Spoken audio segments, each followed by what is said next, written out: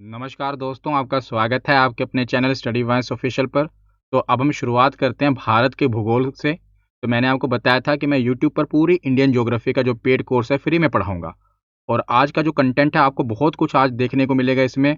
पूरे मैं जो पहला भारत का जो परिचय है भूगोल का पूरा, मैं इसमें आपको भारत की स्थिति, भारत के क्षेत्रफल, जनसंख्या, भारत के पड़ोसी देश, सब कुछ पहली ही वीडियो में आपको देखने को मिलेगा। नेक्स्ट वीडियो में फिर हम आगे विभाजन देखेंगे, हिमालय का जो विभाजन है।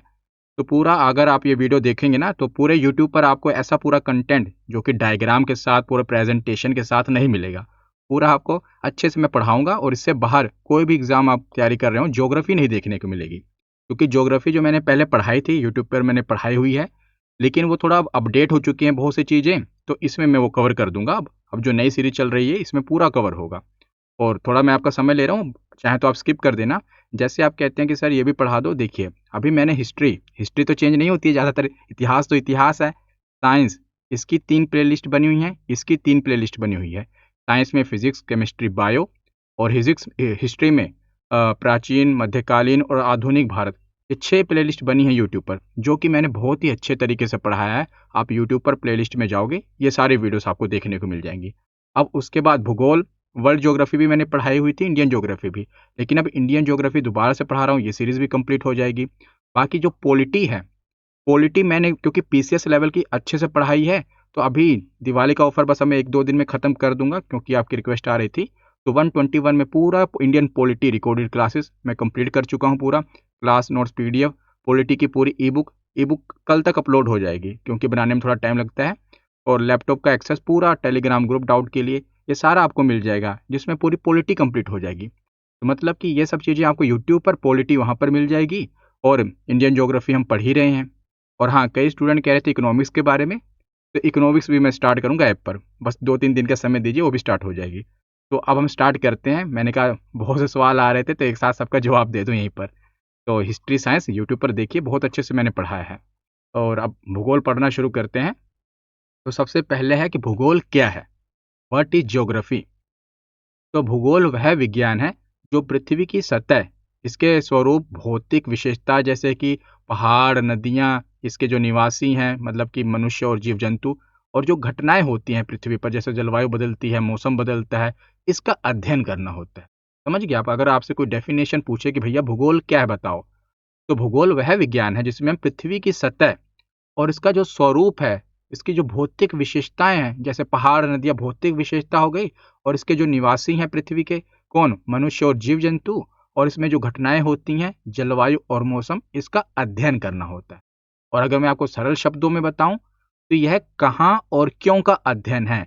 यह पता लगाता है कि चीजें पृथ्वी पर कहाँ स्थित हैं, और वे कैसी हैं और क्यों हैं, और वे समय के साथ कैसे बदलती हैं, और एक दूसरे को कैसे प्रभावित करती हैं, एक दूसरे से क्या प्रभाव डालती हैं।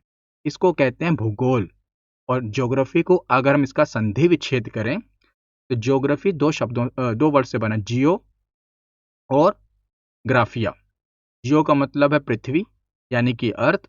और ग्राफिया का मतलब है वर्णन करना, डिस्क्राइब करना। आप कहोगे ग्राफी क्यों नहीं है, ग्राफिया ही है, क्योंकि जो ज्योग्राफी है ये ग्रीक शब्द है और यूनानियों के द्वारा दिया गया है। इसीलिए जो ज्योग्राफी का शाब्दिक अर्थ है यह है कि पृथ्वी का वर्णन करना, ठीक। और इस ग्रीक विद्वान जो हैं, इरेटोस्थेनीज, इन्हें भूगोल का जनक कहा जाता है। अगर आपसे पूछ लिया जाए कि भूगोल के जनक कौन है, तो इरेटोस्थेनीज। यहाँ पर हमने कुछ सामान्य जानकारी देखी कि भूगोल क्या है, भूगोल शब्द कहाँ से आया, और भूगोल के जनक कौन हैं। आगे चलें, तो अगली स्लाइड में हम भारत की अवस्थिति देखते हैं कि भारत की अवस्थिति मतलब कि लोकेशन, भारत कहाँ पर है। तो जैसे ये पूरा हमारा ग्लोब है, पूरा वर्ल्ड मैप है, जिसमें हम एशिया महाद्वीप में आते हैं। इतना तो आपको पता होगा, नहीं भी पता कोई बात नहीं, मैं पूरा शून्य से पढ़ा रहा हूँ, मैं बिल्कुल बेसिक से समझा रहा हूँ। ये आपका एशिया महाद्वीप है ना, एशिया महाद्वीप में भारत आता है।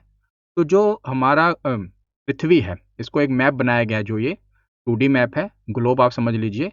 तो इसमें कोई रेखाएं नहीं हैं, पृथ्वी पर कोई रेखाएं नहीं होती। लेकिन जो वैज्ञानिक हैं उन्होंने क्या किया है, भूवैज्ञानिकों ने, कि जो नक्शे बनाए उसमें कुछ काल्पनिक रेखाएं बनाई हैं, जिन्हें अक्षांश व देशांतर रेखाएं कहते हैं। ये मैंने वर्ल्ड ज्योग्राफी में डिटेल में पढ़ाया हुआ है, अगर वहाँ समझना समझ लेना है, यहाँ पर भी थोड़ा बता दूंगा आगे। तो पृथ्वी के अगर हम बीचों बीच से ना, जैसे ये वाली लाइन, इसे क्या कहते हैं, भूमध्य रेखा जो भूमि के एकदम मध्य में है 0 डिग्री पर, इसे कहेंगे भूमध्य रेखा। इसी प्रकार यहाँ से भी ऊपर से भी नीचे तक आएगी एक, इसे भी, है ना, जिस प्रकार यहाँ से ये भी 0 डिग्री है और ये भी 0 डिग्री है। तो जो पृथ्वी है कहाँ पर है, अगर हम पृथ्वी को पूरा गोला माने तो ऊपर वाले भाग को उत्तरी और नीचे वाले भाग को दक्षिणी कहेंगे। हरदम ऊपर की साइड नॉर्थ होता है, यहाँ साउथ होता है, ये ईस्ट होता है और ये वेस्ट होता है। ज्योग्राफी जब भी आप पढ़ेंगे ये दिशा यहीं पर रहेंगी, चेंज नहीं होती। ऊपर नॉर्थ, नीचे साउथ, इस तरफ ईस्ट होता है राइट साइड और इस तरफ वेस्ट होता है। तो जो भारत है अगर आप देखेंगे तो ऊपर की साइड है ना, उत्तर की साइड है, इसलिए हम कहते हैं भारत उत्तरी गोलार्ध में है। गोले का आधा गोलार्ध, तो ऊपर वाले गोले के आधे में है और उत्तर में है, ये रहा ना भारत हमारा। तो भारत कहाँ पर है, भारत की अवस्थिति कहाँ पर है, तो भारत उत्तरी गोलार्ध में है। और देशांतर की बात करें, देशांतर रेखाएं हैं, अगर आगे मैं आपको पढ़ाऊंगा तो इस तरफ लाइन की इस तरफ पूर्वी है, इस तरफ पश्चिमी है, तो पूर्वी देशांतर में है। तो भारत उत्तरी गोलार्ध पूर्वी देशांतर में स्थित है। और अगर एशिया महाद्वीप की बात की जाए तो जैसे आप ये देख रहे हैं, ये पूरा एशिया महाद्वीप है। एक मिनट रुकिए, आपको दिखाता हूँ। ये देखिए, ये पूरा एशिया महाद्वीप है ना। तो अगर आप एशिया महाद्वीप में भी देखें तो अगर इसको भी हम बीच में कर दें तो ये दक्षिण में आ रहा है कि नहीं भारत, तो एशिया महाद्वीप के दक्षिण में है। बिल्कुल ऐसी जानकारियां जो है तो बेसिक, लेकिन यहाँ से अगर ये सब चीजें आपको पता होनी चाहिए। भारत उत्तरी गोलार्ध पूर्वी देशांतर में है और एशिया महाद्वीप के दक्षिणी भाग में है। और भारत भारतीय उपमहाद्वीप का एक भाग है। भारतीय उपमहाद्वीप किसे कहते हैं, जो इंडियन सब कॉन्टिनेंट होता है ना, उसमें भारत, पाकिस्तान, चलो भी यहीं पर मैंने लिखा भी हुआ है, देखिए भारतीय उपमहाद्वीप, द इंडियन सब कॉन्टिनेंट किसे कहा जाता है। तो भारतीय उपमहाद्वीप दक्षिण एशिया में एक भौगोलिक क्षेत्र है। कौन सा क्षेत्र, यह भारतीय प्लेट जिसे इंडियन प्लेट कहा जाता है इस पर स्थित है, जो कि हिमालय से हिंद महासागर तक दक्षिण दिशा में फैली हुई है। हिमालय से हिंद महासागर तक दक्षिण दिशा में फैली हुई है। और इसमें कौन कौन से देश आते हैं इंडियन सब कॉन्टिनेंट में, तो भारत, पाकिस्तान, नेपाल, भूटान, बांग्लादेश, श्रीलंका और मालदीव, ये इंडियन सब कॉन्टिनेंट में आते हैं। और इंडियन सब कॉन्टिनेंट का भारत भाग ही है। और भारत एशिया के दक्षिण भाग में स्थित है और पूरे वर्ल्ड में देखा जाए तो उत्तरी गोलार्ध पूर्वी देशांतर में स्थित है। अब आपको यहाँ पर भारत की लोकेशन का पता चला। अब बात करते हैं क्षेत्रफल और जनसंख्या की। तो जो भारत का कुल एरिया है, कुल क्षेत्रफल है, ये 32,87,263 स्क्वायर किलोमीटर है, वर्ग किलोमीटर है, ठीक। और यह विश्व के कुल क्षेत्रफल का लगभग 2.4% है। लगभग आप समझ लीजिए 2.5% है भारत का क्षेत्रफल पूरे वर्ल्ड के क्षेत्रफल का। और विश्व में क्षेत्रफल के अनुसार अगर देखा जाए तो भारत का स्थान 7वें नंबर पर आता है। आगे मैं आपको लिस्ट भी बता दूंगा कि कहां पर कौन पहले पे आता है, कौन दूसरे पर आता है। और विश्व की जनसंख्या का लगभग 17.5% भारत में निवास करता है। और जनसंख्या के अनुसार भारत का स्थान दूसरा है। अब आप कहोगे नहीं सर पहला हो चुका है, तो देखिए अभी हमने कोई जनगणना नहीं कराई है। पिछली जनगणना 2011 में हुई थी। भी जनगणना होगी तो वहां पर फिर आंकड़े निकल कर आएंगे ना। अभी जो भारत की ऑफिशियल जो आंकड़ा है उसमें जनगणना का ही आंकड़ा माना जाता है, उसमें उसके अकॉर्डिंग भारत दूसरे नंबर पर आता है। लेकिन अभी 2023 में एक रिपोर्ट आई थी, संयुक्त राष्ट्र जनसंख्या कोष, UNFPA शॉर्ट में हम कहते हैं। ये अप्रैल 2023 में इनकी एक रिपोर्ट आई थी, state of world population report, जिसमें इन्होंने ये बताया कि इनके आंकड़ों के आधार पर भारत ने जनसंख्या के मामले में चीन को पीछे छोड़कर अब भारत दुनिया का सबसे अधिक आबादी वाला देश बन गया है, ठीक। अगर 2011 की जनगणना के अनुसार देखा जाए, जो कि हम इसी आंकड़े को मानते हैं, जब तक नई जनगणना नहीं हो जाती भारत सरकार पिछली जनगणना के आंकड़े को ही मानती है। तो जनगणना के अनुसार भारत का जो जनसंख्या है उसमें हम दूसरे नंबर पर हैं पूरे वर्ल्ड में। लेकिन संयुक्त राष्ट्र की रिपोर्ट के अनुसार भारत ने चीन की आबादी को पीछे छोड़ दिया है। अभी जब हम दोबारा जनगणना होगी उसमें जो नए आंकड़े आएंगे उससे पता चल जाएगा। लेकिन तब तक हम तो सेकंड मानेंगे क्योंकि आंकड़े। लेकिन अगर वहां पर लिखा हो कि संयुक्त राष्ट्र जनसंख्या कोष के आंकड़ों के अनुसार भारत की जनसंख्या क्या है, तो भारत नंबर 1 पर हो गया है, चीन नंबर 2 पर हो गया है। अभी ये आंकड़े अपडेट नहीं हुए हैं, जनगणना होगी उसमें आंकड़े अपडेट होंगे तब पता चलेगा, ठीक। मैंने आपको दोनों ही बता दिए। अब उसके बाद देखिए क्षेत्रफल के अनुसार कौन है और जनसंख्या के अनुसार। तो क्षेत्रफल के अनुसार रशिया नंबर 1 पर है, कनाडा नंबर 2 पर है। अब यहाँ पर कंफ्यूजन होती है, कई किताबों में आप देखोगे तो चीन नंबर 3 पर होगा और अमेरिका नंबर 4 पर होगा। ऐसा क्यों है? क्योंकि जो चाइना है ना, ये बहुत से दूसरे देशों के जो क्षेत्र हैं उनको भी अपना मानता है। जैसे आप देखते हो भारत में भी कई सारे क्षेत्र हैं, अरुणाचल प्रदेश को अपना हिस्सा मान लेता है, अक्साई चीन को जो कि भारत का हिस्सा है उसको भी अपना हिस्सा मानता है और भारत उसे भी काउंट करता है। ऐसे वो और भी बहुत सारे क्षेत्रों पर अपना हिस्सा मानता है। तो इसके आंकड़े जो है ना एक तरह से फिक्स नहीं है, इसीलिए कई किताबों में क्या होगा, जो इसने चाइना ने मान रखा है वही मानते हैं, तो 3 नंबर पर आ जाता है। और पर वैसे देखा जाए एनसीईआरटी के अकॉर्डिंग तो अमेरिका तीसरे नंबर पर आता है और चाइना चौथे नंबर पर आता है और ब्राज़ील 5वें नंबर पर, ऑस्ट्रेलिया छठे नंबर पर और भारत की जो रैंकिंग है वो 7वें नंबर पर है एरिया के अनुसार, ठीक। और बात की जाए पॉपुलेशन तो मैंने आपको बताया कि अभी हम जनगणना वाले मान के चल रहे हैं, उसके अकॉर्डिंग भारत दूसरे नंबर पर आता है। लेकिन संयुक्त राष्ट्र की अगर हम रिपोर्ट देखें तो उसके अनुसार भारत 1 नंबर पर आ जाएगा। लेकिन अभी हमने जनगणना कराई नहीं है, अभी हम कराएंगे फिर उसमें नए आंकड़े आएंगे। तो चाइना नंबर 1 पर है, भारत नंबर 2 पर है, अमेरिका नंबर 3 पर है, इंडोनेशिया नंबर 4 पर है और पाकिस्तान नंबर 5 पर है।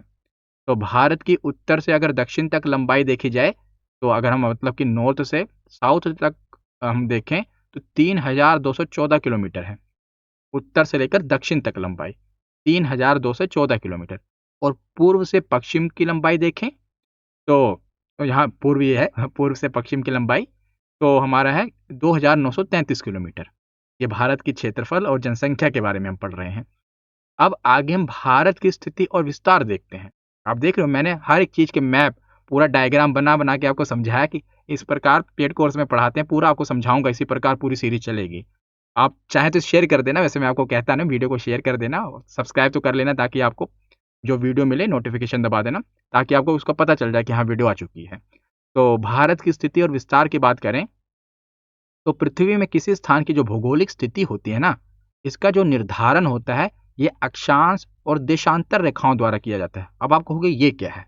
वैसे तो अगर आपको डिटेल में पढ़ना है ना इसके बारे में तो आप हमारे स्टडी वाइंस ऑफिशियल चैनल पर जाना और प्लेलिस्ट में वर्ल्ड ज्योग्राफी पर जाना, वहाँ पर अक्षांश और देशांतर रेखाएं वाली वीडियो आपको मिल जाएगी। लेकिन यहाँ पर भी थोड़ा आपको बता देता हूँ, जैसे ये पूरा ग्लोब है, पृथ्वी है, पृथ्वी पर क्या ऐसी कोई रेखाएं हैं? नहीं। लेकिन समझने के लिए हमने क्या किया है, वैज्ञानिकों ने इस पर कुछ काल्पनिक रेखाएं खींची हैं। काल्पनिक मतलब इमेजिनरी लाइन्स हैं। तो जो सीधी रेखाएं इस प्रकार हैं, हॉरिजॉन्टल रेखाएं, इन्हें कहते हैं अक्षांश रेखाएं, लेटीट्यूड लाइन्स, ठीक, जो लेटी हुई हैं। और जो ये सीधी रेखाएं हैं इन्हें कहा जाता है देशांतर, जो लॉन्ग हैं इसे देशांतर रेखाएं कहा जाता है। लेटी हुई लाइन्स लेटीट्यूड लाइन्स हैं और खड़ी लाइनें ये देशांतर रेखाएं हैं। इन्हीं से जो हम किसी का लोकेशन पता करते हैं ना जीपीएस में, तो जैसे ये अक्षांश रेखा आ रही है और ये देशांतर रेखा, तो ये पॉइंट पे मैच हो रही है ना, तो जीपीएस से इसी प्रकार लोकेशन ट्रेस होती है कि हाँ जहाँ पर ये दोनों रेखाएं मैच हो रही हैं ये लोकेशन है इसकी। तो इससे क्या होता है, लोकेशन का पता लग जाता है, भौगोलिक स्थिति का निर्धारण हो जाता है। जहाँ पर दोनों रेखाएं मैच हुई क्योंकि काल्पनिक रेखाएं खींची गई हैं, उस प्रकार जहाँ पर रेखा मैच हुई दोनों, ये पॉइंट पिन पॉइंट होता है कि यहाँ पर ये लोकेशन है। तो इसीलिए ये इमेजिनरी लाइन्स होती हैं जिससे भौगोलिक स्थिति का निर्धारण होता है। अगर पूरे में आपको ये देखिए ग्लोब देखेंगे तो बिल्कुल 0 डिग्री पर होता है, इसे कहते हैं विषुवत रेखा या हिंदी में इसे भूमध्य रेखा कहते हैं और ज्योग्राफी में विषुवत रेखा कहा जाता है। इंग्लिश में इक्वेटर कहते हैं, भूमध्य रेखा, विषुवत रेखा और इंग्लिश में इक्वेटर जो 0 डिग्री पर है। इसके ऊपर उत्तरी गोलार्ध वाला एरिया है और नीचे दक्षिणी गोलार्ध कहा जाता है।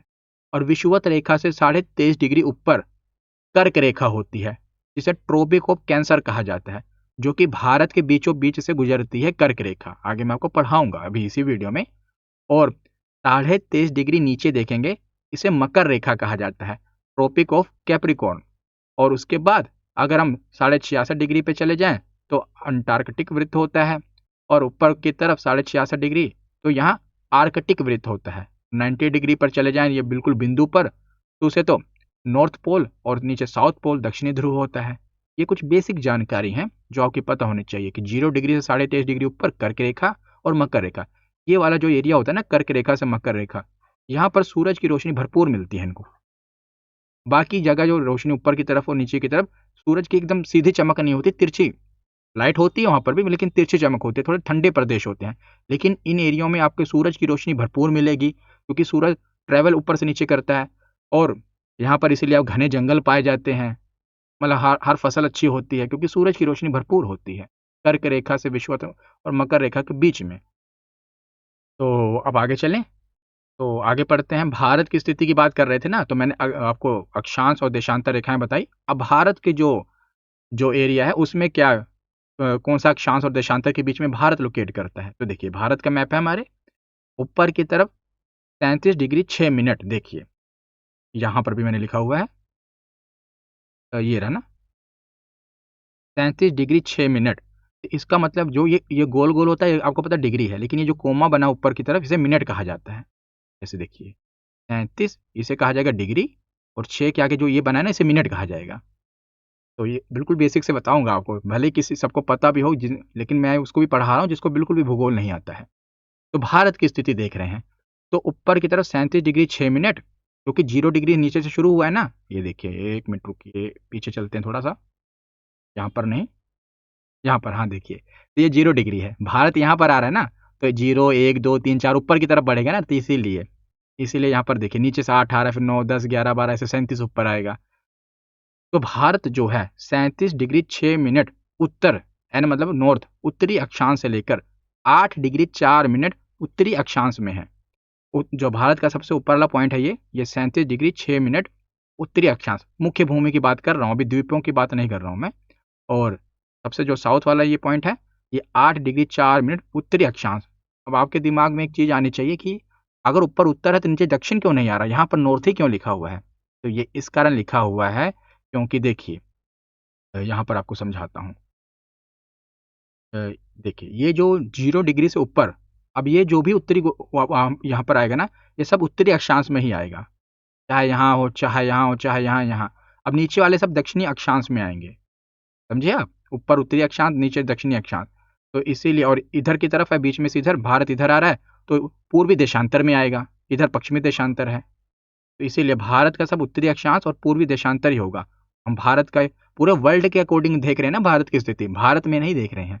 तो भारत का मुख्य भाग 8 डिग्री 4 उत्तरी अक्षांश से 37 डिग्री 6 उत्तरी अक्षांश तक तथा 68 डिग्री 7 पूर्वी देशांतर से लेकर 97 डिग्री 25 मिनट पूर्वी देशांतर के बीच में स्थित है। तो जब प्रश्न आता है ना ये वाला, तो आपको लिखा होता है कि भारत की स्थिति बताइए, और ऑप्शन में लिखा होगा कि भारत का मुख्य भाग बताइए 8 डिग्री 4 उत्तरी अक्षांश, पूरे चारों लिखे होंगे। तो अब उसमें आपको कंफ्यूजन हो सकती है कि हाँ कौन सा सही है कौन सा नहीं। इसकी ट्रिक है।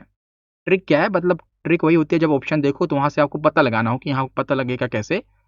तो 68 है, पहले दो लेने हैं बस, तो 68 ले लिया। और यहाँ अभी हम देशांतर की बात कर रहे हैं, तो 97 है ना, पहले दो ले लिए। तो 6 में से एक जोड़े 7 तिरछा जोड़ना है, और 8 में से एक जोड़े 9, मतलब एक एक का अंतर आ रहा है। तो ये वाला सही होगा, देशांतरों में ये सही है। और अक्षांश में तो 37 है, पहले दो 37 ले लिया। और इसके भी अब इसमें तो 8 डिग्री 4 मिनट ही है, तो दो ही लेने, 8 4 ले लिया। अब 3 1 4 7 1 8, तो इसमें भी एक ही ऐड हो रहा है। तो इससे आप जब ऑप्शन में, क्योंकि अभी आप पढ़ रहे हो, अभी तो आपको सब पता होगा कि हाँ भारत 8 डिग्री 4 मिनट से 37 डिग्री 6 मिनट, लेकिन जब 4 ऑप्शन आएंगे और वहां पर नंबरों का गेम होगी तब वहां पर कंफ्यूजन होती है। सीधे लिखो, थोड़ा सा आपको आइडिया होगा तो लिखना शुरू कर दो, जहां पर एक एक का गैप आए बस यही सही है। अगर ना हो तो आपको मतलब बुरे समय में काम आएगा ये ट्रिक। अब आगे चले, तो अब भारत की स्थिति और विस्तार हम देख रहे थे, मैंने आपको सारा बता दिया। अब यहाँ पर हम बिंदु को क्या कहते हैं, जैसे ये सबसे उत्तरी बिंदु है भारत का, इसे क्या कहा जाता है, सबसे दक्षिणी बिंदु है इसे क्या कहते हैं।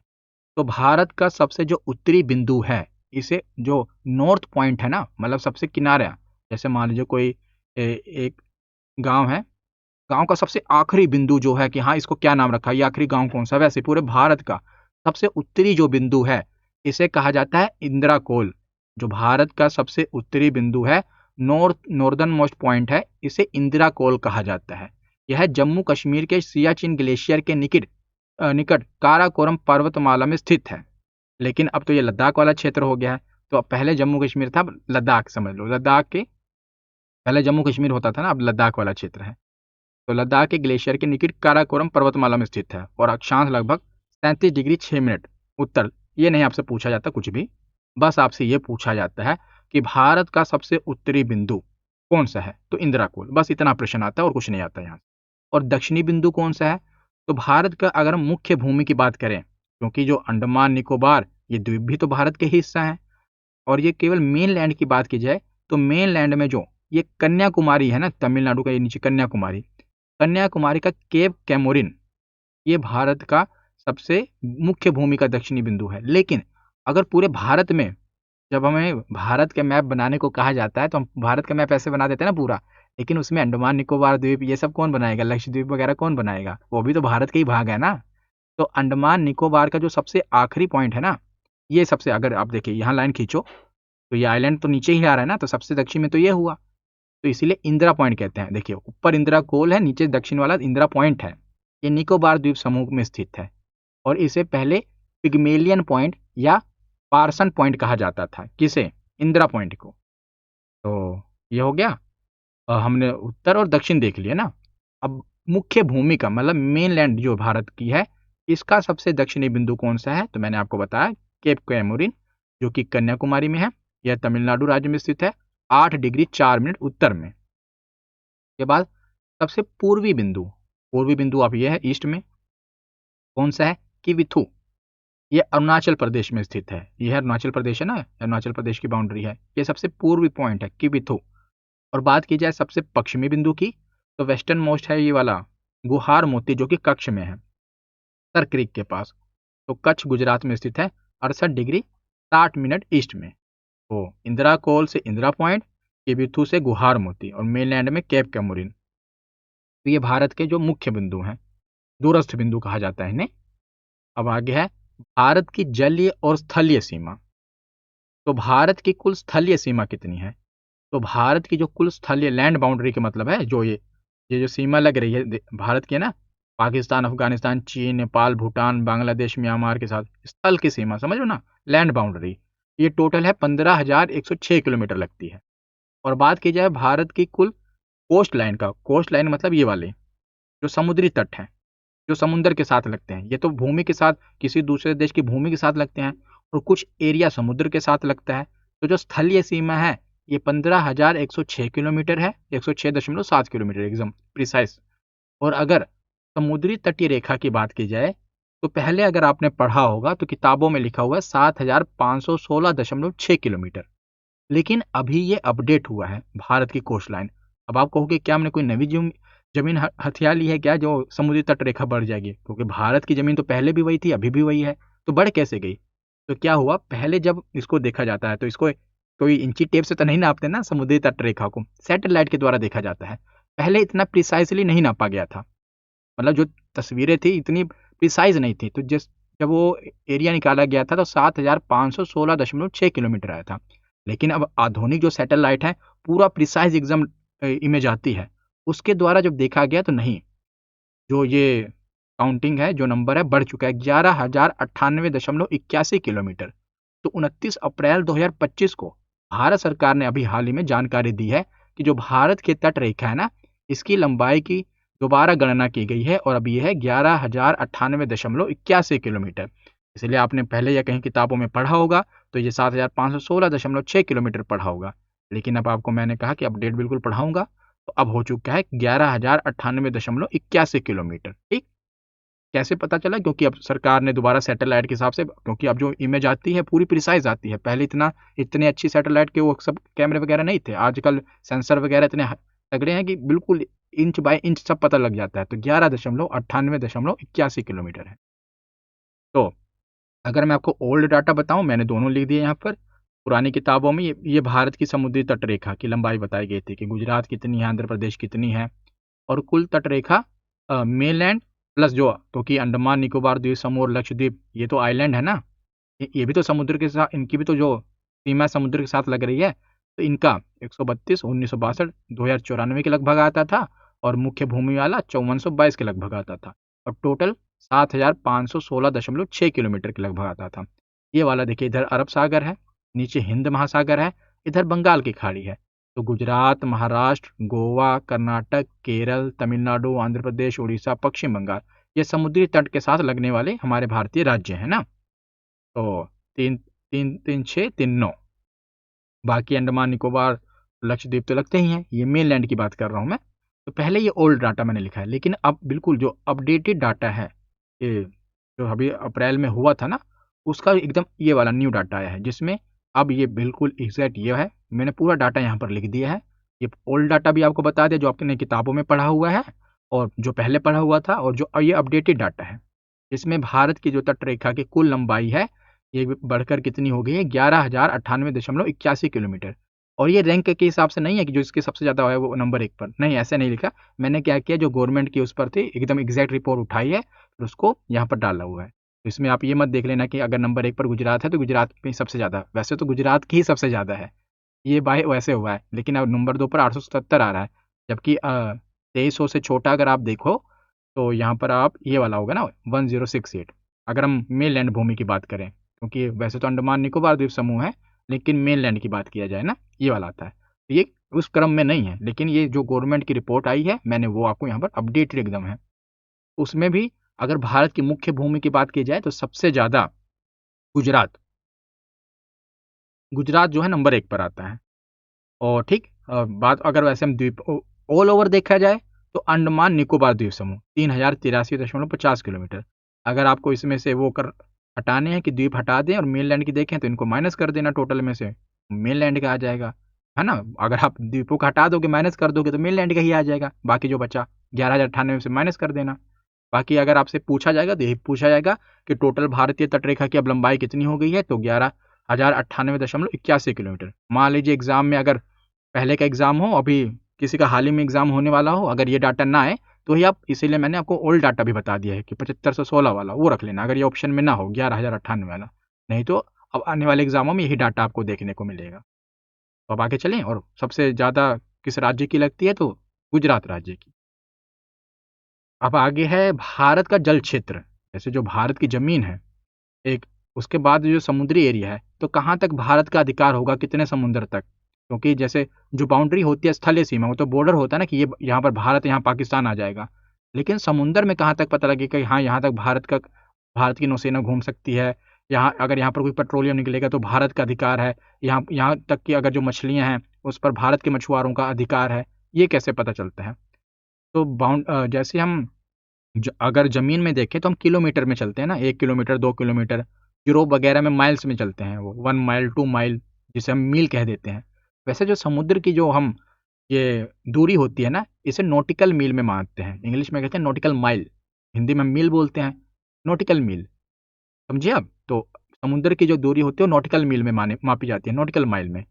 एक नॉटिकल जो माइल होती है वो 1,852 किलोमीटर होती है, 1,852 किलोमीटर, यानी कि लगभग लगभग अगर आप कहो तो 2 किलोमीटर, पूरा 2 किलोमीटर नहीं है, 1,85 है, तो आप लगभग लगभग समझ सकते हो कि 2 किलोमीटर अंदाजे के लिए। तो ये समुद्र की गणना ऐसे ही चलती है कि हाँ अगर कितनी दूरी है तो वो नॉटिकल माइल पे मापते हैं, वो किलोमीटर में नहीं मापते कि हाँ 10 किलोमीटर ना, वो नॉटिकल माइल में चलता है काम वहाँ। जो सबमरीन वगैरह होती हैं, जो नौसेना वगैरह होती है, नॉटिकल माइल में ही सब मापते हैं वहाँ पर। तो जो भारत के समुद्र से जुड़े क्षेत्र को ना, जो अंतरराष्ट्रीय नियम है यूनाइटेड नेशन के द्वारा कन्वेंशन के अनुसार 1982 में, उसके अनुसार जो समुद्री क्षेत्र होता है किसी भी देश का, इसे 3 भागों में बांटा गया है और भारत ने भी इसे स्वीकार किया है। इन्हीं क्षेत्रों के आधार पर भारत के जो अधिकार अलग अलग होते हैं, तो इसे कितने में बांटा गया है, तो 3 भागों में बांटा गया है। एरिया को 3 भागों में डिवाइड किया गया है, ठीक। पहला है प्रादेशिक जल, जिसे टेरिटोरियल सी कहा जाता है, जैसे भारत की मान लो मुख्य भूमि है, नीचे ऐसे वी बना रहा हूँ, समझ रहे हो ना आपकी, भारत के जो समुद्री तट से लग रहा है साउथ वाला एरिया, तो यहाँ जो मुख्य जमीन है, जमीन के तट से नापा जाता है एकदम, जो जमीन है उससे फिर आगे नापा जाएगा, वहां से लेकर 12 नॉटिकल मील, जमीन से लेकर आगे 12 नॉटिकल मील तक, ऐसे 12 नॉटिकल मील तक, लगभग लगभग ये 22.2 किलोमीटर का एरिया होता है। ये जो एरिया होता है इस पर भारत का पूर्ण अधिकार है। जैसे जमीन पर भारत के अंदर कोई जमीन है ना, वैसा वाला अधिकार यहाँ तक तो पूरा अधिकार है। 12 नॉटिकल मील में कुछ भी हो रहा है समझ लो भारत की ही जमीन है वो, ऐसा भारत का पूर्ण अधिकार, भारत का नहीं किसी भी देश का। अगर मैं यहाँ पर भारत का बता रहा हूँ क्योंकि भारत यूनाइटेड नेशन वाला जो लॉ है उसे फॉलो करता है, तो सब ये फॉलो करते हैं लगभग, तो सब ये मानते हैं। चाइना नहीं मानता, चाइना कहता नहीं मेरा ये भी है वो भी है, लेकिन जो भी यूनाइटेड नेशन को फॉलो करते हैं वो ये मानते हैं कि 12 नॉटिकल मील तक पूरा अधिकार है, ठीक। और भारत इस क्षेत्र में सभी प्रकार के संसाधन, चाहे मछली हो, अगर पेट्रोलियम निकल रहा है, कोई मिनरल निकल रहा है, कुछ भी निकल रहा हो, जैसे जमीन के अंदर भारत की मुख्य भूमि के अंदर कुछ भी निकले भारत का है, वैसे ही 12 नॉटिकल मील तक कुछ भी निकले उसका भारत दोहन कर सकता है, दोहन कर सकता है, मतलब कुछ भी पेट्रोलियम निकाल सकता है, मछली वगैरह। यहाँ पर भारत के कानून पूरी तरह लागू होगा। अब आगे है संलग्न क्षेत्र। संलग्न यानी कि जिसे कॉन्टिजियस जोन कहा जाता है। तो यह क्षेत्र प्रादेशिक जल के बाद, जैसे ये भारत के साउथ वाला एरिया, यहाँ से प्रादेशिक जल कितना होगा, 12 नॉटिकल मील, ये प्रादेशिक जल है। अब यहाँ से आगे शुरू होगा ये, मतलब ये अब ये पॉइंट को मानो भारत की भूमि, यहाँ से आगे प्रादेशिक जल के बाद से शुरू होकर आगे 24 नॉटिकल माइल, 24 नॉटिकल मील तक, यानी कि लगभग लगभग 44 किलोमीटर तक फैला हुआ एरिया होगा, इसे संलग्न क्षेत्र कहा जाएगा। और यहाँ पर भारत के पास अधिकार होंगे, लेकिन सीमित अधिकार होंगे। पूरे तरह अधिकार 12 नॉटिकल माइल तक हैं, उसके आगे जो 24 है इसमें लिमिटेड अधिकार होते हैं। कौन कौन से अधिकार होते हैं? तो भारत यहाँ पर निम्न कानून लगा सकता है। कस्टम ड्यूटी, बाउंड्री मानी जाएगी, कोई आ रहा है, अगर कोई अवैध रूप से आ रहा है तो इमिग्रेशन लॉ भी लगेगा उस पर कि हाँ तुम भारत की भूमि में आ रहे हो, प्रवेश कर गए हो, तो सीमा शुल्क, कस्टम ड्यूटी वगैरह, जो शिप वगैरह आती है कस्टम ड्यूटी लगती है ना, वो सब लगा सकता है, कानून में है। स्वास्थ्य और पर्यावरणीय सुरक्षता यानी कि सैनिटेशन लॉ लगते हैं यहाँ पर, कि अगर किसी ने मान लीजिए यहाँ पर आके कुछ गिरा दिया, प्रदूषित कर दिया, तो भारत क्या उस पर सवाल उठा सकता है। ये वाला एरिया मतलब लिमिटेड अधिकार है। उसके बाद अब 24, पहले 12 पूरे अधिकार, फिर 24 लिमिटेड अधिकार। अब यहाँ से 200 नॉटिकल माइल तक, यहाँ से शुरू होगा, यहाँ से 200 नॉटिकल माइल तक यह क्षेत्र 24 नॉटिकल मील के बाद से 200 नॉटिकल मील तक, यानी कि लगभग लगभग 370 किलोमीटर का जो एरिया होता है उसे एक्सक्लूसिव इकोनॉमिक जोन कहा जाता है, यानी कि अनन्य आर्थिक क्षेत्र कहा जाता है। और यह क्षेत्र, भारत को इस क्षेत्र में राजनीतिक अधिकार नहीं होते, यानी कि कोई पॉलिटिकल राइट्स नहीं होते, लेकिन भारत को आर्थिक अधिकार प्राप्त होते हैं। और इसमें भारत क्या कर सकता है, यानी कि मरीन संसाधनों का खोज, दोहन और संरक्षण कर सकता है। खनिज तेल, गैस और जलवायु जल जीवों का जो अनुसंधान, रिसर्च वगैरह कर सकता है। जो वहाँ की टाइडल वेव एनर्जी है इसका उपयोग कर सकता है। लेकिन क्या होता है ये ना, जब कोई दूसरा देश भी साथ में हो तो यहाँ पर लड़ाई होती है। इस वाले एरिया में 12 नॉटिकल मील तक कोई लड़ाई नहीं होती, लेकिन जब ये वाला एरिया आता है, अगर कोई नहीं है तो फिर तो आप कर सकते हो खनिजों का दोहन, ये सब कर लो। लेकिन अगर कोई दूसरा देश है, उसकी बाउंड्री भी लग रही है, तो वहाँ पर लड़ाई होती है कि भैया हमारे अंदर आता है। मतलब 12 वाला पूरा अधिकार है, 12 के बाद कुछ लिमिटेड अधिकार है कि हाँ कस्टम ड्यूटी वगैरह, इमिग्रेशन लॉ वगैरह, ये सब आपके अधिकार में आते हैं। फिर सैनिटेशन लॉ वगैरह। उसके बाद जो अनन्य आर्थिक क्षेत्र है, यहाँ पर भी आपको पॉलिटिकल कोई राइट नहीं है, इकोनॉमिक राइट है, आपकी अर्थव्यवस्था का आपको अधिकार है, लेकिन राजनीतिक कोई अधिकार नहीं है। यहाँ राजनीतिक अधिकार मतलब कि कोई, आप ये नहीं कह सकते कि हमारी उसमें जैसे कोई जहाज जा रहा है, आपको कोई कस्टम ड्यूटी दो, ये सब इमिग्रेशन लो, ये नहीं लगा सकते। पॉलिटिकल कोई राइट नहीं है। इकोनॉमिक राइट ये है कि आप वहाँ पर मछली अगर करना चाहते हो, हाँ ठीक है, मछलियाँ पकड़ सकते हो।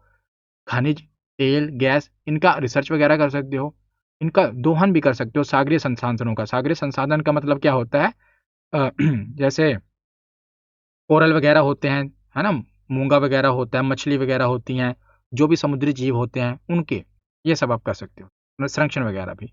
और जो सागर की ऊर्जा होती है, टाइडल वेव, इसकी एनर्जी का उपयोग भी कर सकते हो आप यहाँ तक। तो ये हो गया भारत का जल क्षेत्र। तो आगे अब है कर्क रेखा, यानी कि ट्रॉपिक ऑफ कैंसर। तो मैंने आपको बताया था ना कि भारत के बीचों बीच से कर्क रेखा गुजरती है।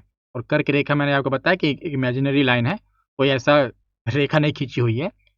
तो कर्क रेखा जो देखिए, ये पूछा जाता है कि भारत के किन राज्यों से होकर गुजरती है।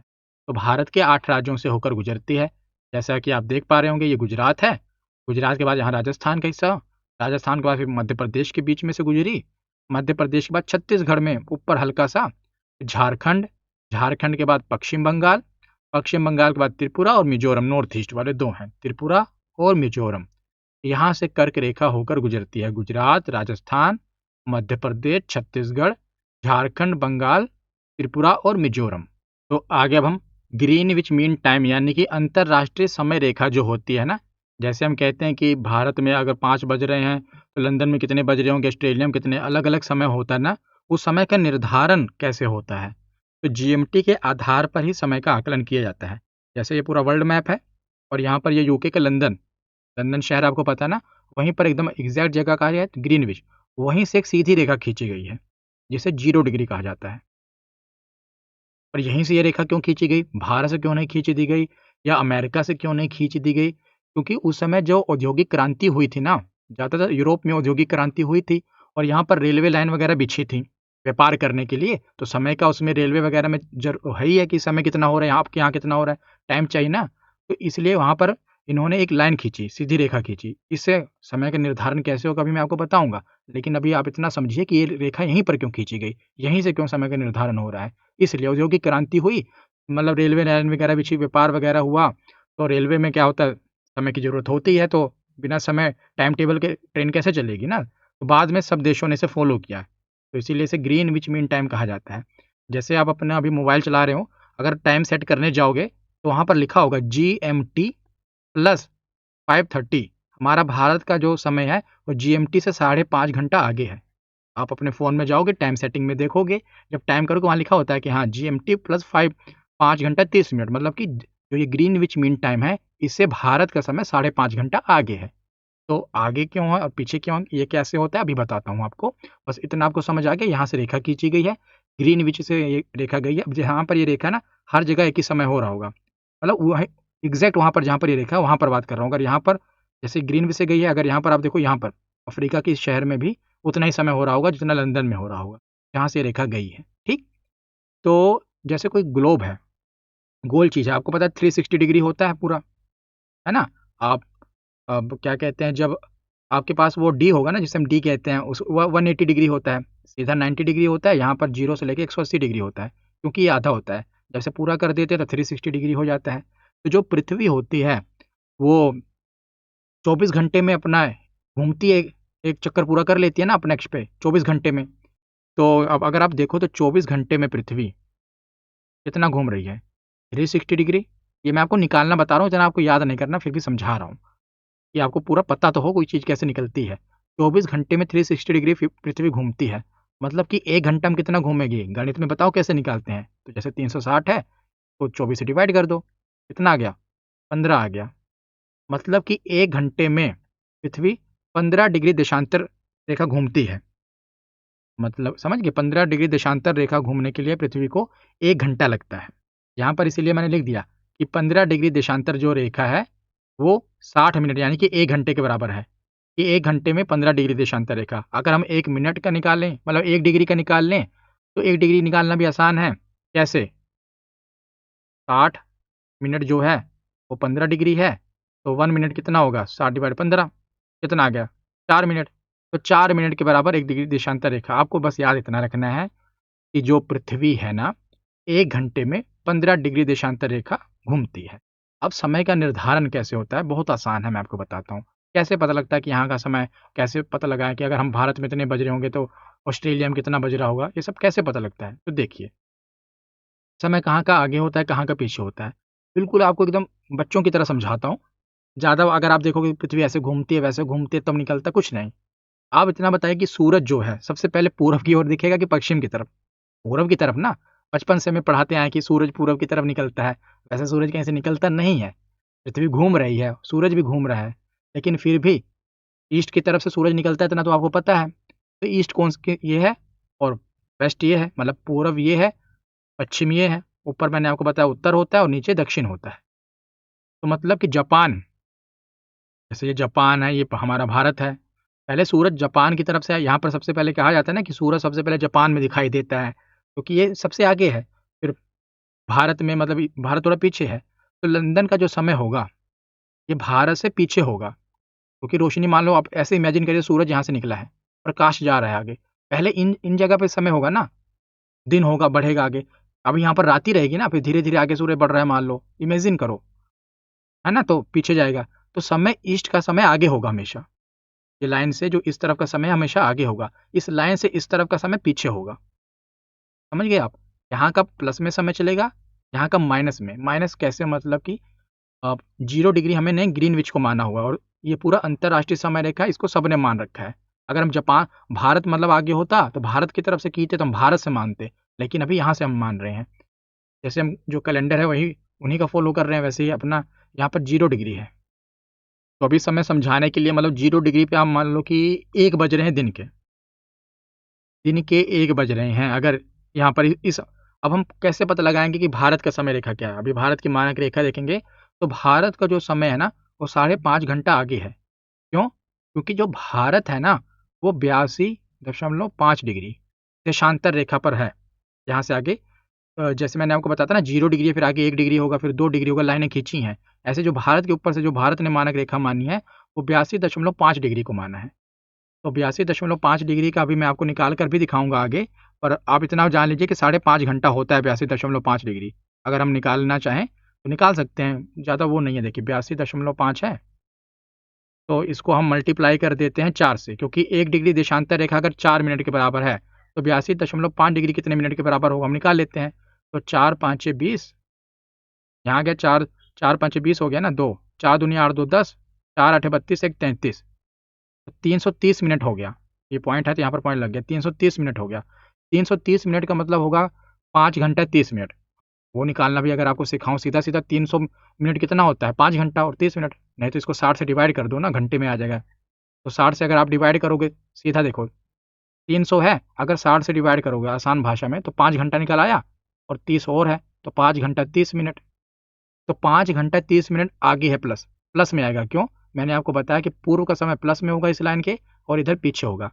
तो अगर आपसे पूछा जाए कि कोई देश, ठीक, देखिए पहले तो आपको वर्ल्ड मैप पता होना चाहिए कि लोकेशन कहाँ पर है। जैसे भारत छोड़ो पाकिस्तान है मान लो, अगर 0 डिग्री है, अगर इस तरफ 15 डिग्री पे कोई देश आ रहा है, कितना समय हो रहा होगा?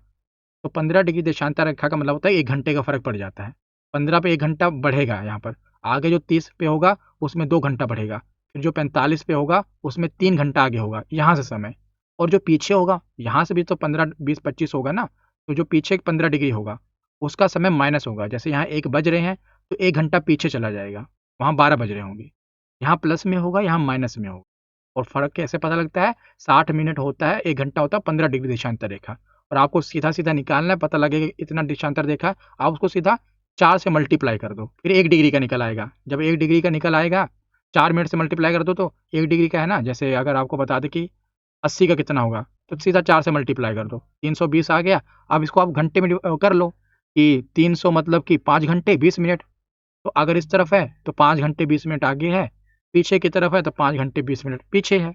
आसान है, कुछ ज़्यादा वो नहीं है, समझ गए आप? ए, इसे इसीलिए इससे निर्धारित होता है, ये अंतर्राष्ट्रीय समय रेखा इसे कहा जाता है। अब आगे चलते हैं।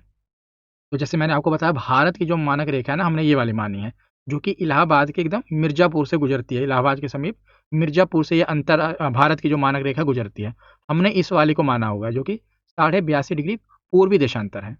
पूर्वी देशांतर। जैसे जब यहाँ पर आपको कहा जाएगा ना कि जैसे 15 डिग्री है, तो आप कहोगे कि कौन सा 15 डिग्री? यहाँ पर भी 15 डिग्री आएगा। तो ये पूर्वी देशांतर होगा, ईस्ट वाला। यहाँ पर जब लिखा होगा 15 डिग्री तो डब्ल्यू लिखा होगा, पश्चिमी देशांतर। जब पश्चिमी होगा तो आप समझ लो माइनस में समझ आएगा, पूर्वी होगा तो आप समझ लो प्लस में समझ आएगा। ठीक, तो पूर्वी देशांतर है। तो भारत की मानक रेखा 82.5 डिग्री पूर्वी देशांतर को निर्धारित किया गया। भारत एक ही समय रेखा मानकर चलता है, और जो वर्ल्ड में जो और भी देश हैं वो उनकी एक एक समय रेखा नहीं है, कईयों की 4 है। यहाँ पे ऐसे बताओ कमेंट सेक्शन में कि सबसे ज़्यादा समय रेखा किसकी है? आप वो बताओ, कमेंट सेक्शन में बताओ अभी। तो भारत तो वैसे देखा जाए तो अगर अरुणाचल प्रदेश में हम देखें और गुजरात में देखें ना, तो 2 घंटे का फ़र्क पड़ता है। अगर हम ये जो देशांतर रेखा वाला ये कॉन्सेप्ट फ़ॉलो करके चलें, क्योंकि अगर भारत ने एक ही मान के रखी है, वैसे सब कहते हैं कि सुझाते हैं कि भारत को 2 मानक रेखा माननी चाहिए, एक इस तरफ वाली नॉर्थ ईस्ट की तरफ, एक मिडल में, लेकिन भारत एक ही फ़ॉलो करता है। लेकिन अगर हम समय का अंतर देखें ना, वैसे तो 2 घंटे का फ़र्क पड़ जाता है। अगर हम गुजरात में अमूमन 6 बजे सुबह होती है, तो अरुणाचल प्रदेश में 4 बजे सूरज निकल जाता है, 2 घंटे का फ़र्क पड़ जाता है। फिर भी भारत कौन सा मानता है? यही वाला 82.5 डिग्री वाला। और ये मानक समय इलाहाबाद के निकट मिर्ज़ापुर से ये रेखा गुजरती है। और भारत की मानक समय रेखा अगर हम देखें तो जो ये गुजर रही है ना, कितने राज्यों से होकर गुजर रही है? तो 5 राज्यों से होकर गुजर रही है। जो उत्तर प्रदेश से तो होकर गुजर ही रही है। फिर नीचे आप देख रहे हो मध्य प्रदेश का थोड़ा सा एरिया, उसके बाद ये कौन सा है? छत्तीसगढ़ है। छत्तीसगढ़ के बाद यहाँ उड़ीसा है, और उड़ीसा के बाद ये कौन सा है? आंध्र प्रदेश है। उत्तर प्रदेश, मध्य प्रदेश, छत्तीसगढ़, ओडिशा और आंध्र प्रदेश। तो अंतर्राष्ट्रीय मानक समय रेखा 0 डिग्री देशांतर लंदन के ग्रीनविच नामक स्थान से होकर गुजरती है। तो मैंने आपको बता ही दिया। अब आगे चलें। तो आगे है जल संधि और चैनल, भारत के ही अभी हम पढ़ रहे हैं। तो ये मैंने आपको बताया था ना, पहली वीडियो थोड़ी दमदार वीडियो, पूरा कंप्लीट मैं सोच रहा हूँ इसी में पढ़ा दूँ ये वाला, फिर आगे हम विभाजन पे चले जाएंगे सीधा हिमालय वाले। तो जल संधि क्या होती है? जल संधि और चैनल क्या होता है, सेम ही चीज़ होती है, बस नाम अलग-अलग क्यों रखा गया है। तो जल संधि का मतलब होता है कि पतला जल मार्ग होता है। जैसे जैसे 2 ज़मीन है, जैसे भारत है, मान लो श्रीलंका है ना भारत के नीचे, तो उसके बीच में जो अ, रास्ता है, समुद्र जहाँ से गुज़र रहा है, इसी को कहा जाएगा जल संधि। जो इन दोनों के बीच में संधि करा रहा है जल, उसे जल संधि कहा जाता है, 2 भूभागों के बीच में। तो जल संधि बस ये थोड़ा संकरा रास्ता होता है, पतला रास्ता होता है। पतला का मतलब ये नहीं धरती के हिसाब से पतला है, वैसे आप नहीं कि यहाँ 2 मीटर का रास्ता नहीं होगा, वैसे बता रहा हूँ।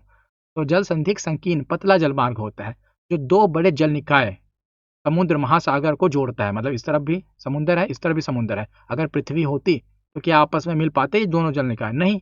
अब यहाँ पर नहीं है, तो ये दोनों आपस में मिल रहे हैं। तो 2 समुद्र निकायों को जोड़ता है। इसके दोनों ओर भूमि होती है, दोनों ओर भूमि होती है, और यह नेचुरल होती है, प्राकृतिक रूप से बनती है। आमतौर पर इसका आकार डमरू जैसा होता है, आप देख रहे हो ना, क्योंकि जो जल है जब दोनों तरफ से गुजर रहा है तो यहाँ जमीन कट जाती है थोड़ी, तो देख रहे हो ना, डमरू जैसा आकार दिख रहा है आपको, ये देखिए। अगर ऐसा डमरू नहीं लग रहा आपको? अगर इसको मैं ऐसे बना दूं, डमरू जैसा आकार है इसका। और चैनल क्या होता है? चैनल भी यही होता है, बस इसका रास्ता थोड़ा चौड़ा होता है।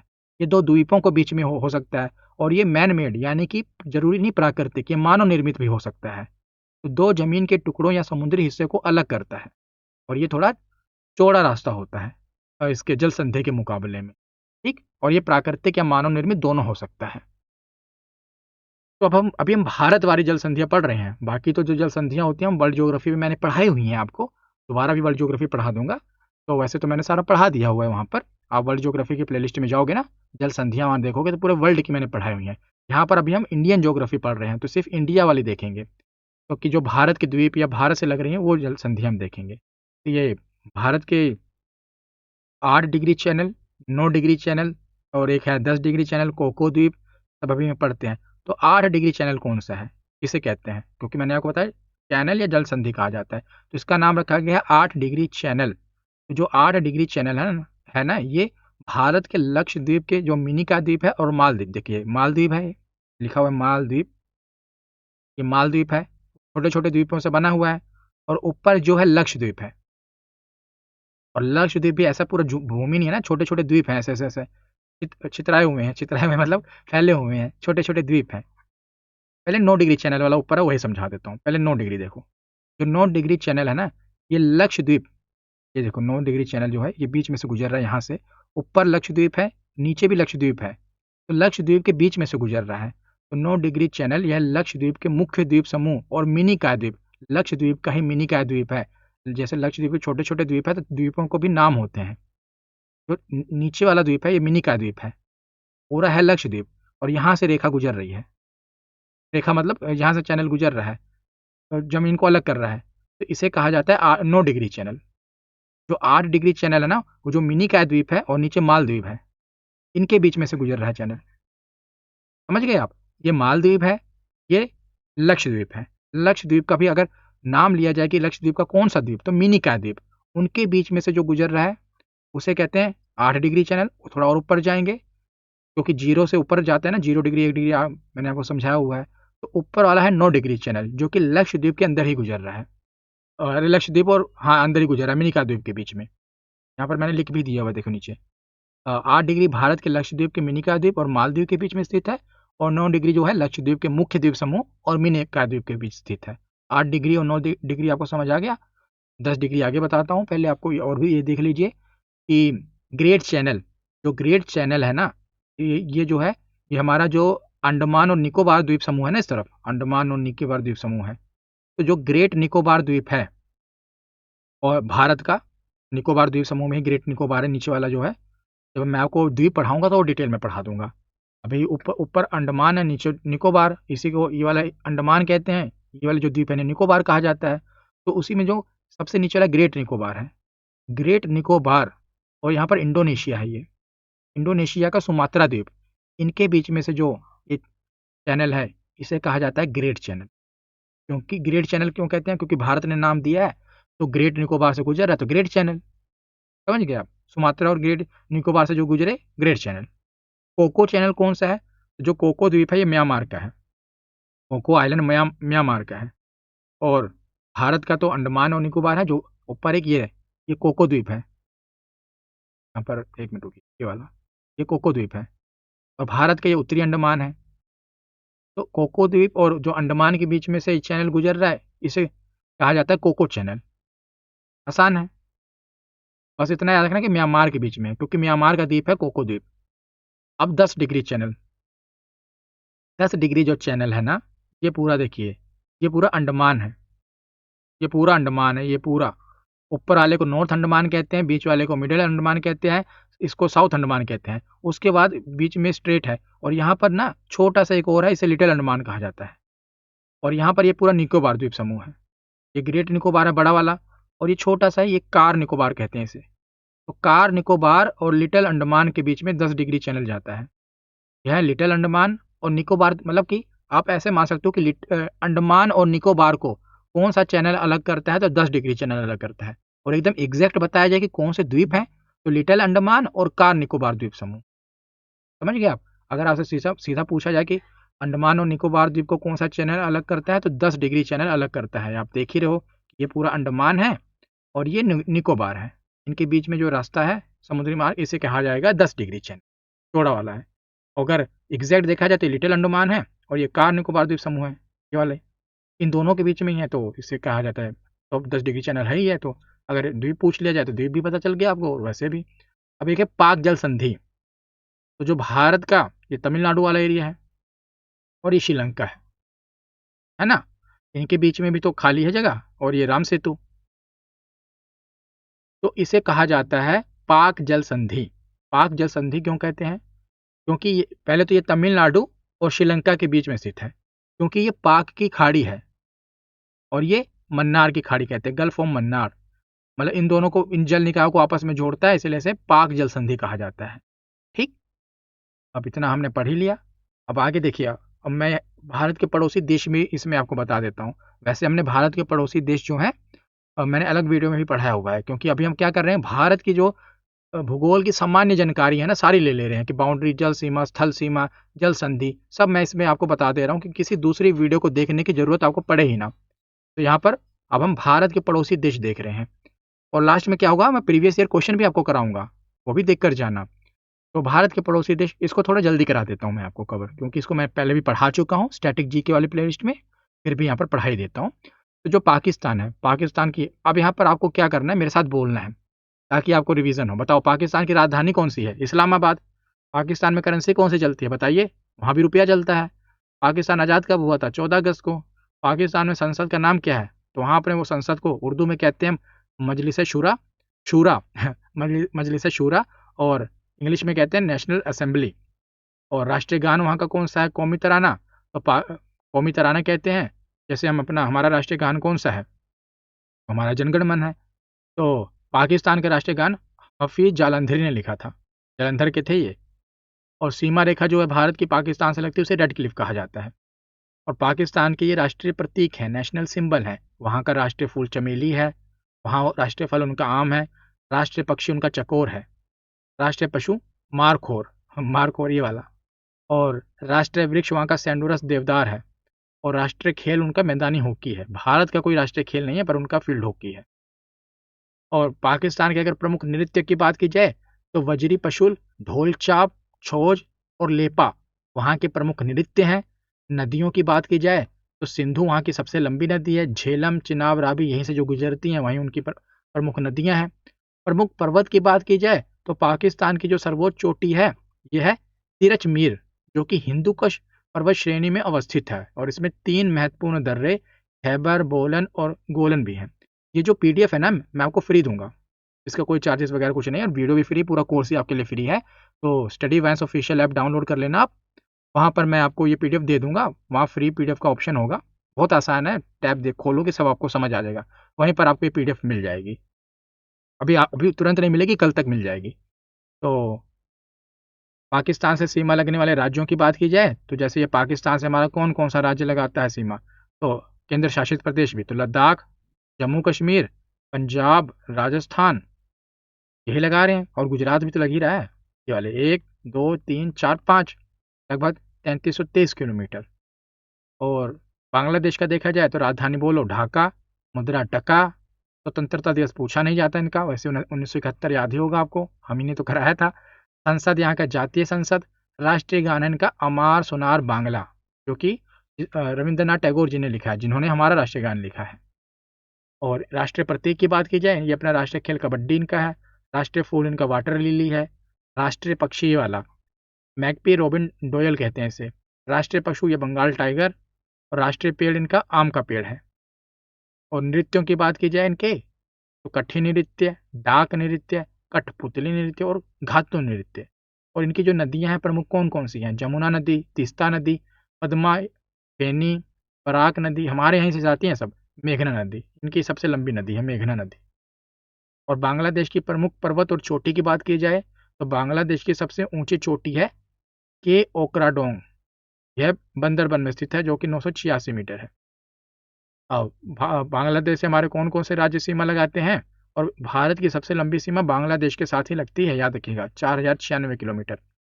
और सीमा रेखा का नाम रेड क्लिफ। देखिए पश्चिम बंगाल, यहाँ पर आप ये रहा ना, ये रहा बांग्लादेश, आप देख ही रहे हो। पश्चिम बंगाल लगता है, पश्चिम बंगाल ये असम का ये वाला लग रहा है, असम। और उसके साथ मेघालय, मेघालय के बाद त्रिपुरा, और ये मिजोरम, ये भी बांग्लादेशी है ना ये वाला, मिजोरम। तो बंगाल, असम, मेघालय, त्रिपुरा, मिजोरम। ठीक। अब आगे है नेपाल। तो नेपाल की राजधानी काठमांडू। नेपाल की मुद्रा भी रुपया है। यहाँ का राष्ट्रीय गान है संयोथुंगा फुल्का। संसद है राष्ट्रीय पंचायत। और ये इनकी, ये कहते हैं हम कभी गुलाम हुए नहीं, लेकिन नेपाल ब्रिटेन संधि याद रख लेना 1923। राष्ट्रीय प्रतीक की बात करें तो फूल है बुरुंश, बुरंश कहते हैं इसे, ये वाला। और पेड़ है पीपल पाइन। पशु कौन सा, राष्ट्रीय गाय। राष्ट्रीय पक्षी है वेस्टर्न ट्रैगोपान। और राष्ट्रीय खेल है वॉलीबॉल। इनके प्रमुख नृत्य हैं घाटू नृत्य, धन नाच, चंडी नाच, मयूर नाच, देवड़ा नाच और सोरथे नृत्य। प्रमुख नदियों की बात की जाए तो सबसे इंपॉर्टेंट यही होता है कि सबसे बड़ी नदी कौन सी है, तो घाघरा। प्रमुख पर्वत तो माउंट एवरेस्ट आपको पता है, यहाँ पर सीमा लगती ही है चाइना और इनकी। हमारे यहाँ भी 8,848 जो माउंट एवरेस्ट है, 0.86 मीटर। और नेपाल की सीमा की बात की जाए भारत से, तो कहाँ पर है नेपाल, ये नेपाल है ना।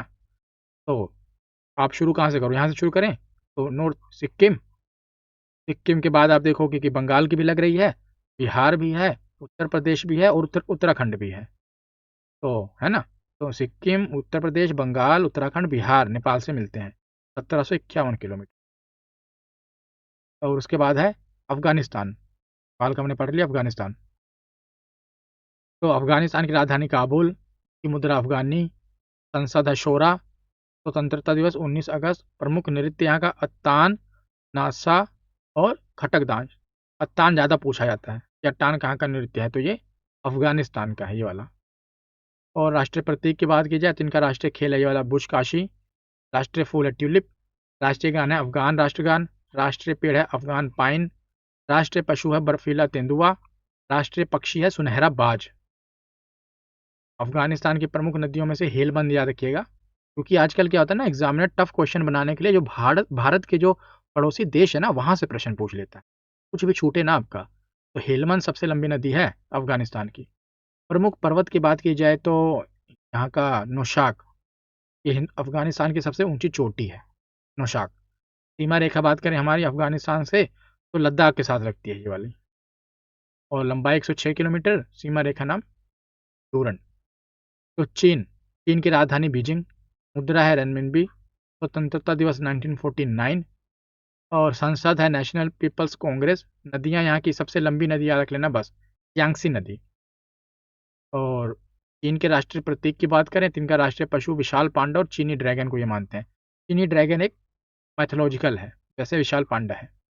राष्ट्रीय वृक्ष जो है जिंको। और राष्ट्रीय पक्षी है इनका लाल मुकुट वाला सारस, रेड क्राउन क्रेन कहते हैं। और राष्ट्रीय खेल है टेबल टेनिस। और प्रमुख पर्वत की बात करें तो कुनलुन, तियानशान और किल्लिंग पर्वत। और सीमा रेखा भारत की जो चाइना के साथ लगती है, तो आप देख ही रहे हो, लद्दाख, हिमाचल प्रदेश, उत्तराखंड। और उसके बाद आप देखोगे इस तरफ आओगे तो सिक्किम, ये वाला सिक्किम। और यहाँ पर अरुणाचल प्रदेश, क्योंकि यहाँ तो भूटान आ जाता है, ये वाला अरुणाचल प्रदेश। तो लद्दाख, हिमाचल प्रदेश, सिक्किम, उत्तराखंड, अरुणाचल प्रदेश, 3,488। नाम है मैकमोहन रेखा, जिसे कहते हैं मैकमोहन लाइन। और भूटान, भूटान की राजधानी है थिम्पू। भूटान की मुद्रा है न्यूग्रोट्रम, क्या नाम है, नेग्रोट्रम। और संसद है सोगडू। आज़ादी दिवस है 1907। इनका नृत्य मास खेल, पाचाम, चाम डांस या याक चाम डांस। इनके राष्ट्रीय प्रतीक की बात करें तो ताकिन। राष्ट्रीय फूल है हिमालयन ब्लू पॉपी। राष्ट्रीय पक्षी है रेवन कौवा। और राष्ट्रीय खेल है तीरंदाजी। ये पूछा गया है तीरंदाजी कहाँ का राष्ट्रीय खेल, भूटान का। प्रमुख पर्वत की बात करें तो कुला कानगरी और कंखर पुनसुम जो उनका सबसे ऊंचा पर्वत है, और जो मोलारी। सीमा रेखा की बात करें कि भारत की किससे लगती है, मतलब इनकी हमारे से, ये भूटान है। आप ये देख रहे हो क्या है, सिक्किम। पश्चिम बंगाल, ये है असम। और ये क्या कहते हैं अपना, अरुणाचल प्रदेश। तो अरुणाचल, असम, सिक्किम, पश्चिम बंगाल। लंबाई लगभग 700 किलोमीटर है। प्रमुख नदी की बात करें तो मानस नदी भूटान की सबसे लंबी नदी है। अब आता है श्रीलंका। श्रीलंका की जो प्रशासनिक राजधानी है ये जयवर्धनापुरा कोट्टे है। कार्यकारी और न्यायिक राजधानी है कोलंबो। स्वतंत्रता दिवस 4 फरवरी को मनाते हैं ये। संसद नाम है इनका पोर्लियामेंथुआ। की प्रमुख नदी है महावेली गंगा। ये पूछा गया है कहाँ की है, सबसे लंबी नदी है श्रीलंका की ये वाली, महावेली गंगा।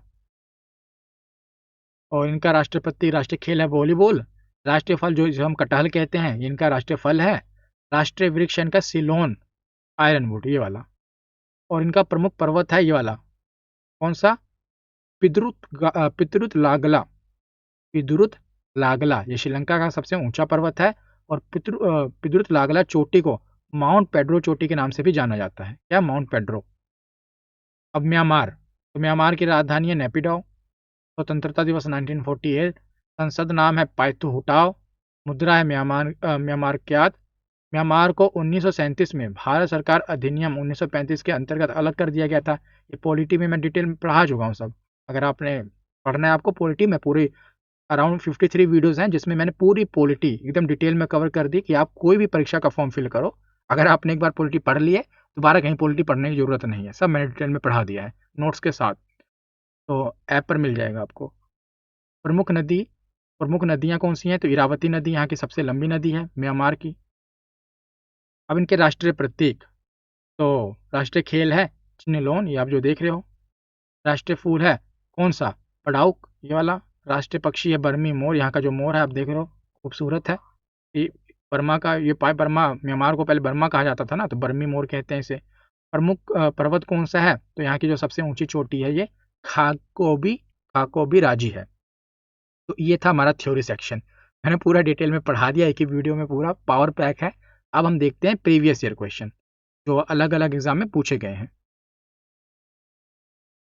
तो पहला प्रश्न क्या है कि भारत की मुख्य भूमि का अक्षांशीय विस्तार क्या है। तो भारत की जो मुख्य भूमि है 84, तो आपको पता है ही है उसमें। तो 84 और दक्षिणी अक्षांश 37 उत्तरी अक्षांश, ये आपको पता है ऐसा नहीं है, सब उत्तरी ही है क्योंकि भारत उत्तरी गोलार्ध में है। तो यहीं से खत्म हो गया, जब दक्षिणी उत्तरी आ गया तो वैसे काटा मार दो। ये उत्तरी उत्तरी सही है, ये दक्षिणी दक्षिणी भी काटा है। इन दोनों में से ऑप्शन सही होगा। तो 64 वाला है नहीं, 84 वाला है क्योंकि मुख्य भूमि 84 से है, मतलब 84 का मतलब 8 डिग्री 4 मिनट। और दूसरा क्या है, 37 डिग्री 6 मिनट, तो ये वाला सही है, ऑप्शन बी। अगला प्रश्न क्या है कि निम्नलिखित कथनों पर विचार कीजिए, ये करते हैं। पहला कथन है कि भारत की स्थलीय सीमा की कुल लंबाई 15,106.7 किलोमीटर है। हाँ जी, बिल्कुल सही है। इसके बाद है कि 29 अप्रैल 2025 को भारत सरकार द्वारा जारी जानकारी के अनुसार भारत की कुल तटीय रेखा की लंबाई 11,098.81 किलोमीटर है। ये भी सही है। तो कौन से कथन सही होगा इसमें, तो ये वाला, एक और दो दोनों, तो ऑप्शन सी इसका सही जवाब होगा। अब अगला प्रश्न है कि UNFPA, मतलब कि संयुक्त राष्ट्र की जो जनगणना वाला है, जनसंख्या वाला, state of world population report के अनुसार जनसंख्या के मामले में भारत का कौन सा स्थान है। तो वैसे तो इसके अनुसार जो भारत है वो नंबर 1 पर हो चुके, वहाँ पर अभी हमने अपनी जनगणना नहीं कराई है, अभी होगी उसमें पता चल जाएगा, लेकिन इनके अनुसार हम 1 पर आ चुके हैं। अब अगला प्रश्न है कि भारत का सबसे दक्षिणी बिंदु कहाँ है, कौन सा है और कहाँ स्थित है। भारत का जो सबसे दक्षिणी बिंदु है ना, वो है इंदिरा पॉइंट, निकोबार द्वीप समूह में, ये वाला। अब अगला प्रश्न देखें। तो अगला प्रश्न है कि भारत का संलग्न क्षेत्र प्रादेशिक जल सीमा के आगे कितनी समुद्री मील की दूरी तक है? तो जो प्रादेशिक जल सीमा लगती है वो 12 मील, 12 के आगे 24 मील जो है वो ये वाला अपना संलग्न क्षेत्र है। उसके बाद आपको पता है 200 है, तो ये वाला सही होगा ना, ऑप्शन बी। तो क्योंकि उसके बाद अनन्य आर्थिक क्षेत्र आ जाता है ना 200 समुद्री मील वाला।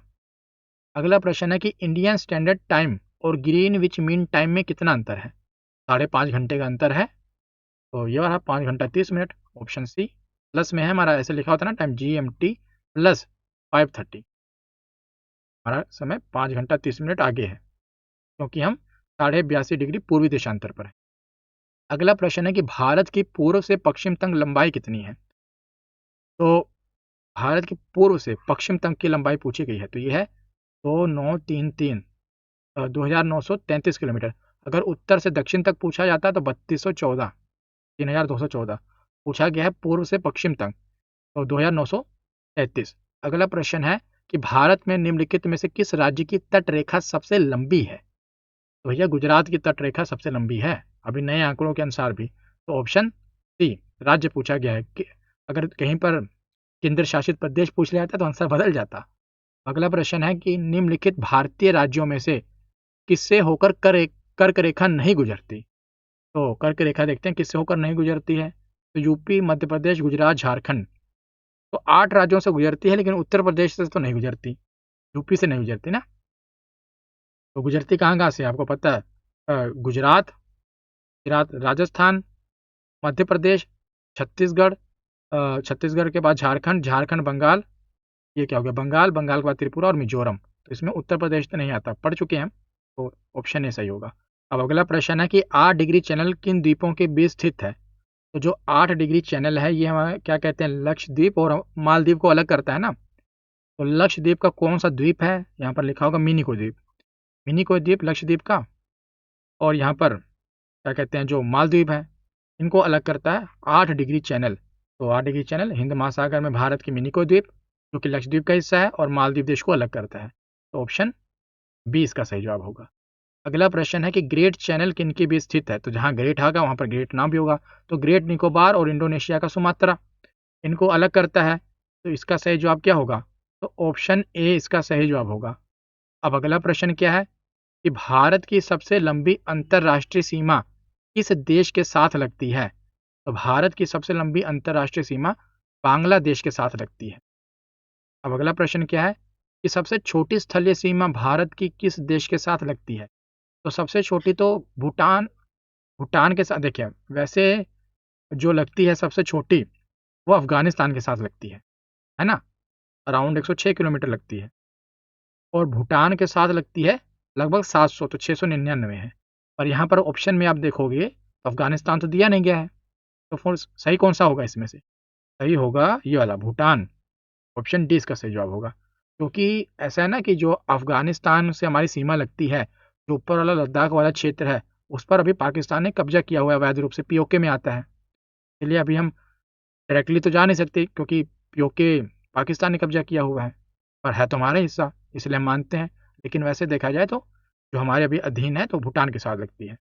अगला प्रश्न है कि भारत किस गोलार्ध में स्थित है? तो मान लो ये पृथ्वी है, और मतलब ग्लोब, उत्तरी गोलार्ध और पूर्वी देशांतर, है ना, पढ़ाई हुआ है हमने। उत्तर और पूर्वी ये रहा, ऑप्शन ए इसका सही जवाब है। तो आज का ये लेक्चर यहीं पर कंप्लीट होता है। अब आपको ये लगातार सारी वीडियोस मिलेंगी, और मैं आपको स्टैटिक जीके भी यूट्यूब पर पढ़ाता रहूँगा, और इकोनॉमिक्स भी मुझे पता है, इकोनॉमिक्स भी पढ़ानी है, तो मैं ऐप पे पढ़ाऊँगा आपको इकोनॉमिक्स भी। सब कुछ आपको इसी में मिल जाएगा। कैसी लगी ये वीडियो आपको कमेंट सेक्शन में ज़रूर बताना। धन्यवाद।